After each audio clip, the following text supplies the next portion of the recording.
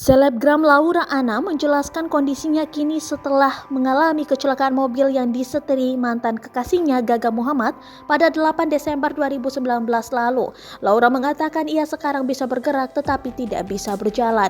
Dari atas pinggang sampai ke bawah lumpuh, masih kerasa kok kalau disentuh, saraf masih jalan, kata Laura Anna dikutip dari kanal YouTube Deddy Corbuzier pada Rabu 8 Desember 2021. Tangan Laura juga masih belum leluasa bergerak sepenuhnya. Lebih ke jari-jarinya aja enggak bisa bergerak, tutur perempuan berusia 21 tahun itu. Menurut Laura, kondisi ini lebih baik dari saat awal pasca kecelakaan. Lebih parah waktu itu, aku nggak bisa bergerak, nggak bisa main HP, pokoknya cuma diam doang, itu kayak 3 bulan, ucapnya. Laura mengaku awalnya dia tidak mau membawa kasus kecelakaan itu ke ranah hukum. Namun, selama 2 tahun terakhir, Laura melihat perlakuan Gaga cenderung merugikan dirinya.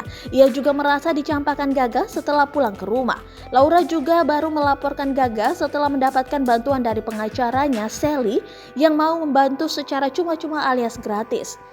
Gaga yang bernama asli Gaung Sabda Alam Muhammad telah ditahan di Rutan Satlantas Polres Metro Jakarta Timur sejak 2 November 2021 kemarin.